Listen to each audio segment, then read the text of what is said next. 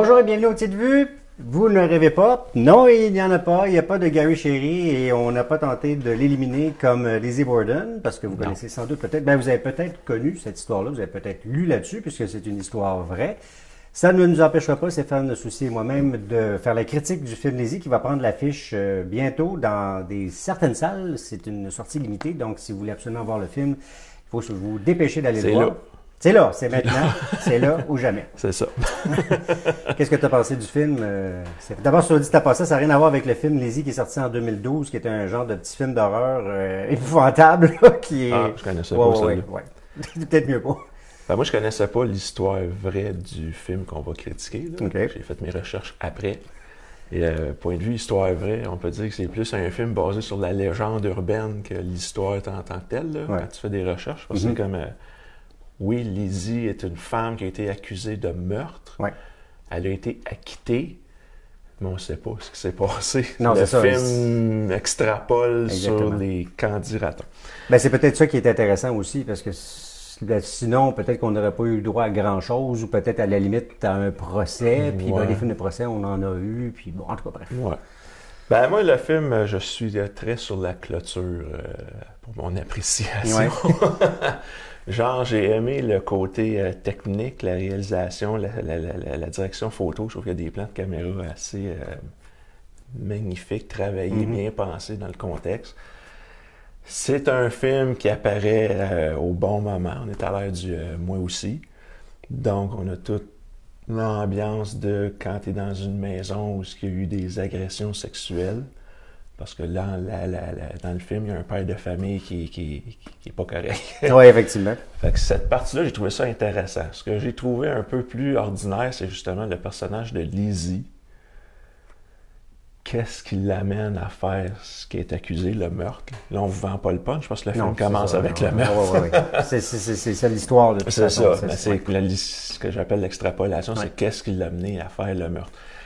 Là, j'ai trouvé que ça tirait en longueur et le rythme par moment, c'était un peu trop lent. C'est correct, on veut créer une ambiance, c'est oppressant, c'est bon, qu'est-ce qui va se passer? Mais à un moment donné, c'est comme, là, t'étires un peu trop et tu perds un peu mon intérêt. Fait que c'est sûr, quand il arrive à la fin, le meurtre, on sent qu'il y a un côté libérateur, mais j'étais pas comme, tu sais, yes, c'était comme, Puis le punch qu'on veut nous amener aussi quand on nous raconte comment ça serait passé. J'ai pas trouvé ça, j'ai pas fait « wow », c'est ça qui s'est passé. Fait que c'est correct, c'est bien fait, ça a un intérêt pour le côté historique, mais je veux dire, j'ai pas eu l'effet « wow », je trouve que c'est un peu trop lent. Ben, je suis d'accord avec certains points que tu apportes, puis d'autres plus ou moins.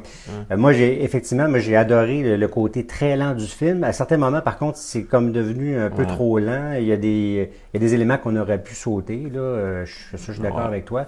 Par contre, moi, j'ai trouvé justement que cette lenteur-là devenait extrêmement angoissante et c'est peut-être là, moi, où je trouve que c'est à ce moment-là que le personnage Lizzie, tu sens un peu le côté, parce qu'il n'y a pas juste le fait qu'évidemment, elle est abusée par le père. D'ailleurs, très bien joué par Jamie Sheridan. Je trouvais qu'il était vraiment abominable, le personnage. Là, tu sais, on est loin des films là où on s'en va là, complètement dans l'horreur. De toute façon, c'est pas ça qu'on veut nous montrer. Là.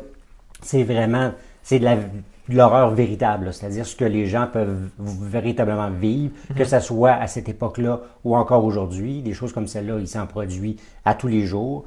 C'est épouvantable. Il y a des scènes qui sont très, très perturbantes. Que ce soit de l'abus ou carrément, même il y a des scènes, là, par exemple, quand le père tue les pigeons de Lizzie. C'est très dur, ces scènes-là. Moi, c'est ça qui m'a très perturbé. Ça m'a ramené, c'est drôle, parce que c'est le genre de films que je voyais, entre autres, avec mes parents dans les années 70. C'était plus des films européens, très longs, un peu je vais chercher loin, la Ingmar Bergman, là, où c'était très, très lent, très dur.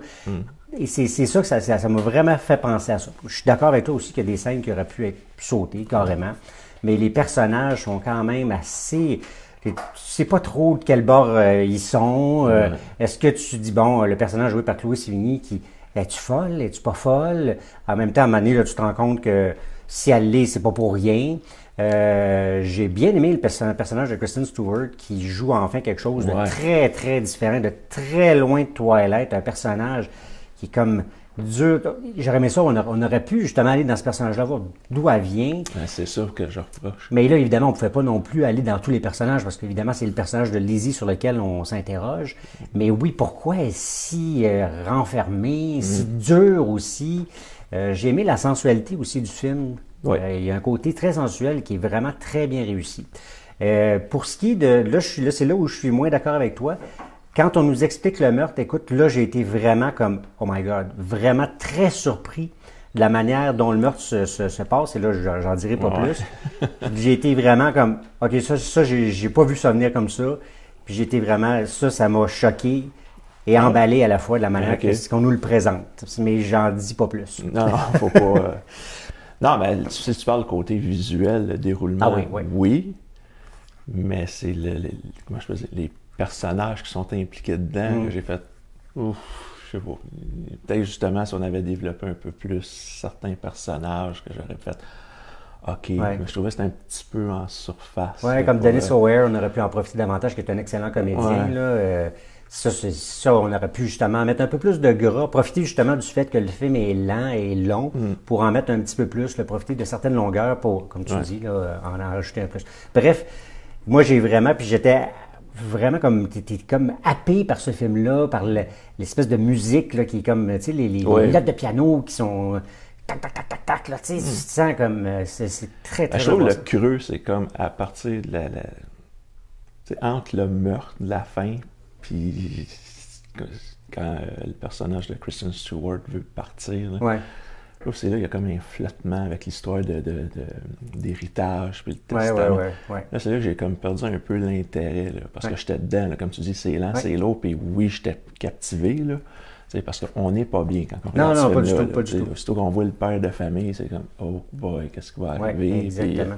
Puis même, je trouve que c'est ce personnage-là qui se démarque des autres, le personnage du père. Donc? Ben, moi, c'est un 6 sur 10. 6 sur 10? 6 sur 10. Ben, moi, j'y vais avec un 7. J'ai quand même vraiment aimé ça, mais comme je te dis, il y a quelques faiblesses, là.